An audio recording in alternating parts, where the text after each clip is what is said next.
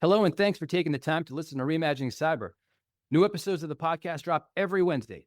So to make sure you never miss a show, do hit the follow or subscribe button wherever you listen.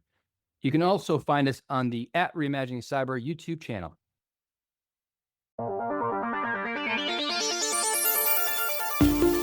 Well, welcome everybody to today's Fireside Chat. I'm Tyler Moffitt.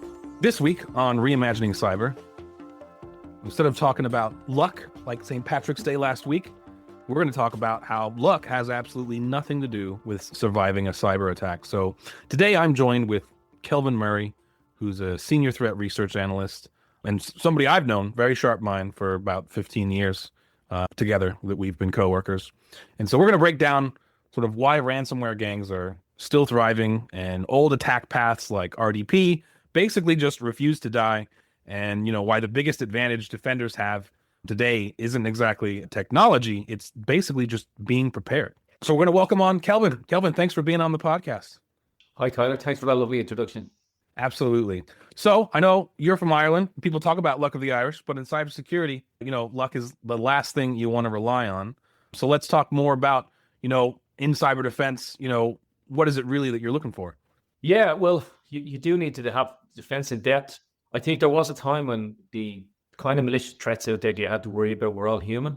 And one of the problems today is that there was a recent study done by Microsoft this year that has confirmed that almost all aspects of the criminal pipeline, if you want to call it that, has been enhanced and has had added automation with AI.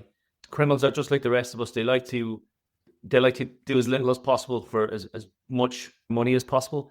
So whether it's scanning for weaknesses across the net or writing emails or sending emails or harvesting stolen data, more and more this is being done in an automated fashion, especially with AI. I agree. Like, it's not necessarily that they're lazy. They're sort of just trying to find out who that they potentially want to attack is being lazy. Yeah, 100%. And also as well, before you needed a lot of coding experience to write malware, and to write malware is quite a tricky thing.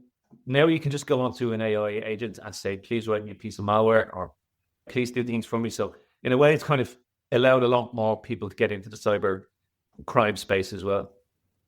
I agree. No, AI has definitely changed the game there. I mean, we already saw, I would say, the lowering of the bar or threshold of like the minimum intelligence or tech savviness required to come on and be a cyber criminal. But it feels like it's basically rock bottom bar right now, and anybody can join in just with some prompts and ability to follow instructions, that it's given. Definitely interesting times. All right, so let's start necessarily with the criminal business model, if you want to call it that, and just today's cybercrime, starting with the attacker side. When people hear ransomware and stuff, I know we see it everywhere in marketing and on the internet or in the news. You think of like hackers in hoodies, but really it's not really just that. It's like an entire ecosystem or economy, if you will. You want to break down some of that for me? Yeah, like you say, the lone hacker is more of a myth these days. A lot of these people that work for the cyber criminals, they have businesses with tens of people, even hundreds of people. They show up for work every day, they get dressed up. They often will have paid holidays, et cetera, et cetera. So it really has become industrialized over the last few years.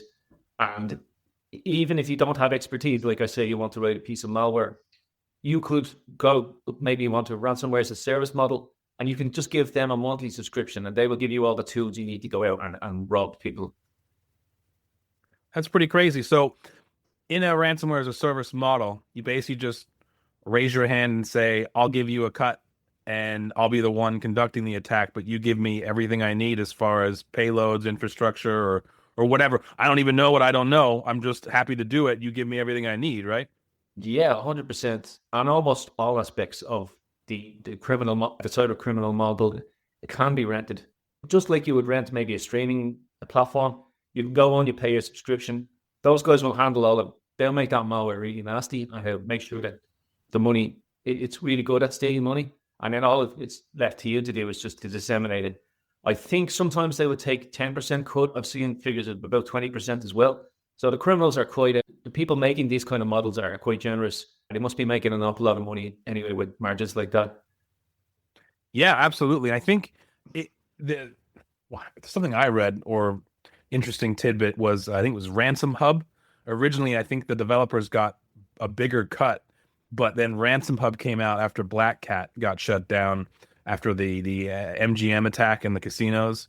And Ransom Hub sort of, came to a surprise, I guess, to take market share from Lockbit. And they basically were like, we'll give you almost 90%. Depending on how good you are, we'll only take 10%.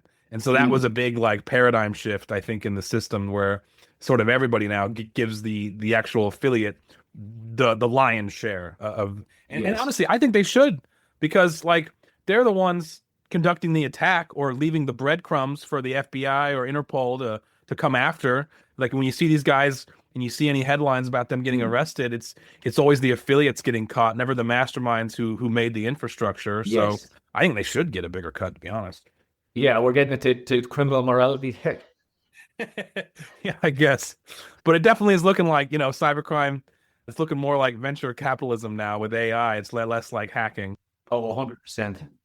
Let's talk about how a lot of these tools really honestly haven't changed much. I know AI has come out and made it easier to maybe code a lot of things or bring but a lot of the ideas or tactics and the tools being used essentially are they're not brand new at all. I mean, a lot of the times they're just being used with administrative privileges, right? Yeah, a lot of people, when they think about artificial intelligence, they think about really kind of science fiction type of things. That study I was talking about earlier on from Microsoft, the type of things that we're seeing AI doing is just making everything more efficient for criminals. And if you want to talk about maybe getting a phone call or a video call from a robot, and the robot's talking to you and it's managed to convince you it's a human, that type of Turing testing thing, we're not quite there yet. And really, when you see tools, we've been talking about RDP attacks, for instance, since RDP came out, but people out there still aren't securing RDP. So you can use very basic tools to crack into that. PowerShell is being abused, WMI, other tools kind of in a gray area, like Mimikatz or Cobalt Strike, they can be repurposed. These will be tools that will be used by security professionals, but they're tools that can be very easily purposed into cracking into a business. Yeah. I remember Cobalt Strike was a big news a few years ago when I was writing about that, where essentially these are red team tools that you would buy. Let's say you're a penetration tester and you're hired by firms to come in and find out where all their security gaps and holes are. And then you basically buy the subscription to Cobalt Strike, which is meant to be used for penetration testing. So for good, but you're mimicking bad stuff. And literally it just uses all the bad hacking tools that criminals would use. And since it uses all those legitimate hacking tools, or I would say malicious hacking tools, the real deal, criminals were like, hey, we can just grab that since it's a nice package and just pretend to be a penetration tester and then buy it. I wonder how many people who have bought Cobalt Strike, how many have used it for actual malicious gain and monetary, stealing, if that makes sense, versus being a legitimate pen tester.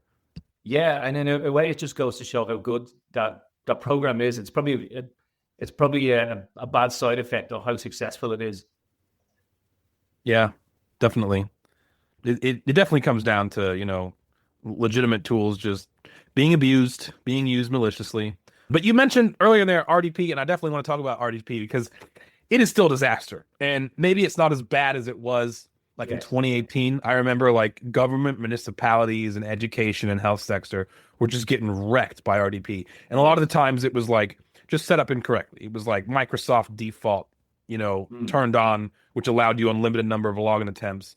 But we're still seeing tons and tons of, RDP exposed to the internet. They keep showing up as the initial attack vector and breaches. So tell me more about what you guys are seeing today with RDP. Yeah, like you say, it's not as common as an attack vector as it used to be, but it's still a really, really bad attack. It still pops up all the time in the news when you look at breaches. The bad thing is if your RDP gets breached, you've really got the keys to the kingdom there when you're talking about it from a malicious actor's perspective. Usually, if you crack those passwords, it means you have an administrator password on it.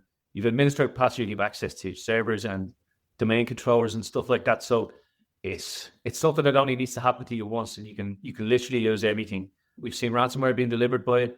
We've seen remote access Trojans being put onto machines. And yeah, just about every kind of nastiness that you can see coming via RDP. I don't understand. Like, it's funny. Like, I feel like we've been talking about this for like a decade now for RDP. Yes, at least. But no matter how many times we try to talk about it and like lock it down, secure it, don't do this, it refuses to go away. Yeah. And one of the things that I remember seeing, there was an airport, I think it was in Bristol, and you could buy, if you went onto the dark web marketplaces, you could buy access to important machines at that airport. But it was for the price of maybe, what was listed at the time, I think it was £3.50, but it was the price basically of a cup of coffee. And you can go onto these forums and just all of a sudden have access to like a machine in a very vulnerable part of a country's infrastructure. Yeah, no, definitely. I've talked a lot about the ecosystem, or like the info stealers, like Luma Stealer. They catch these cookies or these OAuth tokens and they go on and sell them. Same thing with the RDP. It's right alongside. What do you want to buy access to? And it's like a whole marketplace now that has a really quick turnaround time for how quickly they breach it to how much they sell it. And then from there, it's like just scoping it out, encasing the joint. Who have you got? And for that price, like it's kind of silly. The ultimate impact that could cause in pound sterling versus how much it costs to buy access to it 100%. is kind of insane that we're still there, Yeah, and one of the things we noticed for the last few years with COVID, there was a big push on people. Well, there was kind of you had to work from home. So we're still kind of in that post-COVID space now at the moment, where there's an awful lot of people, including administrators, working from home. And people do get lazy, and people maybe leave RDP open, or they don't have the right kind of protections on it, don't have the right kind of multi-factor authentication on it. And that's one thing that we did see when COVID happened, was a big spike with RDP and stuff that we were seeing on the news. And we're still in that space now at the moment. I don't think all of those people that left the office necessarily went back to the office afterwards. That's a good point. I agree. I think the landscape's definitely changed a lot, and I'm sold. I was forced remote, and now I'm staying remote, and I'll never do another job not remote. Like a lot of people are stuck with it because that's their preference now, and so it does definitely change the game and require better adherence to just security posture, zero trust type of ideas, and making sure in the segmentation of permissions, you name it, all of it really comes into light as super important when you have a remote workforce. It's really stressed a lot harder.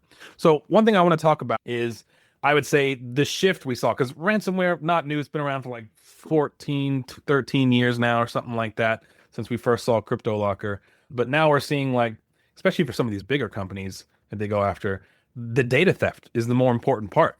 Sometimes we're seeing entire groups out there that literally won't even do the encryption part, because that's not the value here, is not locking their files and preventing you from having them. But now it's just stealing the data. Data first is like what we're seeing, and that's a big enough for it. So help me break down, why you think that's, or what's going on there. Yeah, one thing we've noticed over the last few years is people are more and more refusing to pay for ransomware when they get hit. Maybe that's a case of insurance companies not paying as much as they used to. Maybe it's a case of people just getting better with their backups, which is an essential part of this whole thing. So criminals are really, really fast to change their tactics. If something's not working in the morning time, they'll change the tactic, do something else in the evening time.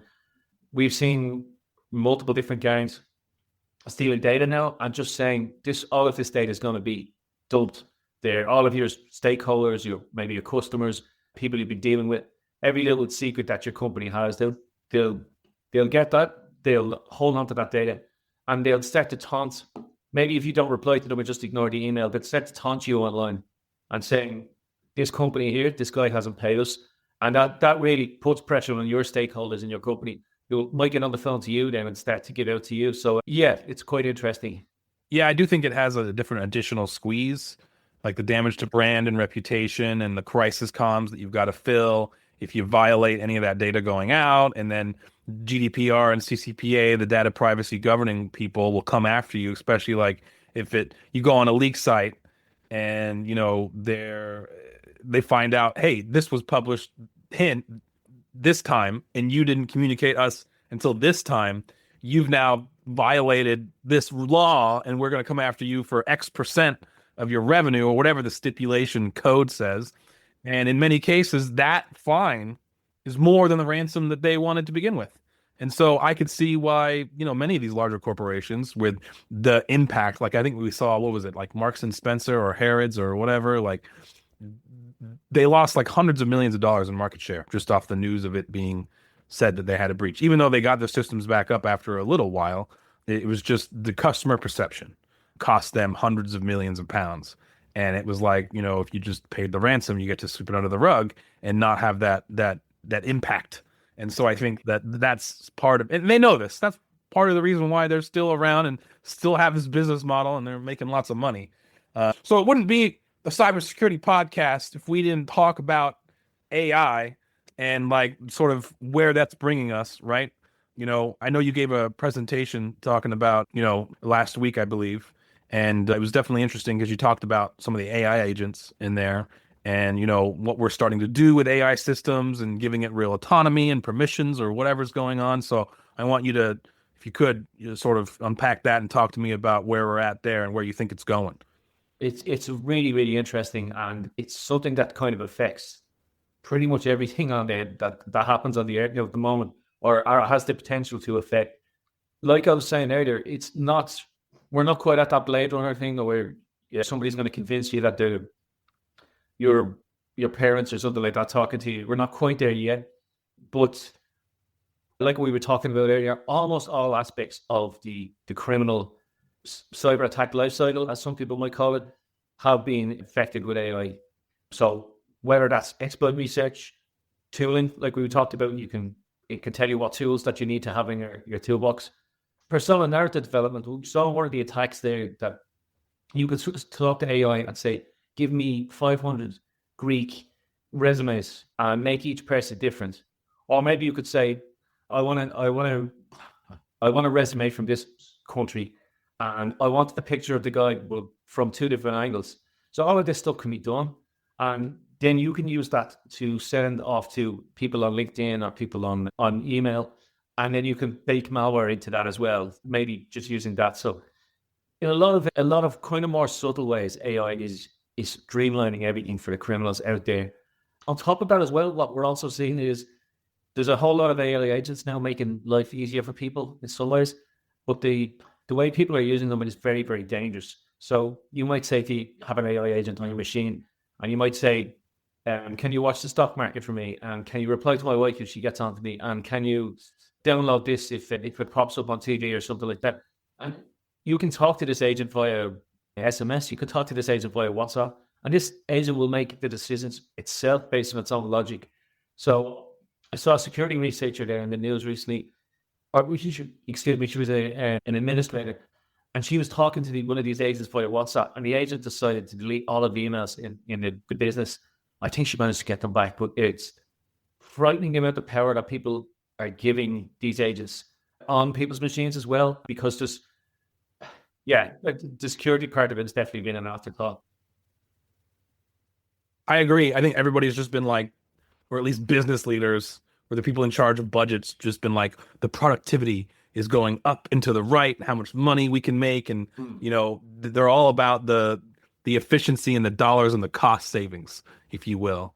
And they're all about getting that benefit from a monetary and productivity standpoint, and really an afterthought or even no thought at all in security of like, hey, look, I don't think you guys realize you're given like straight API access that's 24/7. You haven't vetted it like you have an employee and given any sort of, time or timeout on its permissions and its access and its logins. And it just loops through this logic and makes decisions way faster than a human and keeps going. Like, you could go to bed and then wake up to an entirely new, different reality, like you said, with all those emails being deleted. I mean, I'm sure we've seen plenty of examples of disasters and stuff like that. But it definitely does show, though, that, we're not quite there yet, but who knows where we'll go when we're giving it all this permission and access. And just like, at least with, analysts and security researchers, we've always felt, at least still do right now, I do, that, AI isn't replacing us, at least not yet, It's just making us more efficient. Yes. But then there's also like a security part, access, that comes in line with it, as far as how much permissions, too much permission and too much access. Where can we be caught with our pants down? Yeah, 100%. Okay, cool. So I guess thank you for being on the podcast, and we'll round this out. If you could give us one piece of advice to organizations listening today, what would you say is the difference, and not leaving it to luck and actually being prepared? I think training is very underrated, whether it's just getting onto your staff and talking to your staff and going over the basics with them. And then also as well, I think the type of thing that you would have with, say, testing yourself with fake emails and things like that, spam testing and stuff like that. I think all of that is quite important. It's like I was saying, we talk about those AI agents. Somebody might install that on their work laptop, bring your own software to kind of work type of thing. And they mightn't realize that there's any kind of a threat there when there's an absolutely huge threat. So I don't think, we tend to think that if we think one way, that everyone else in the whole company is going to think that way. But really, sometimes, people need to go over the basics first, especially when it comes to the higher up staff, C-suite staff, and admins and stuff like that as well. They shouldn't really be allowed to skip over the basic steps.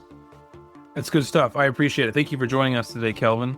And for those of you listening, remember, you don't need luck to survive cyber attacks. You just need preparation.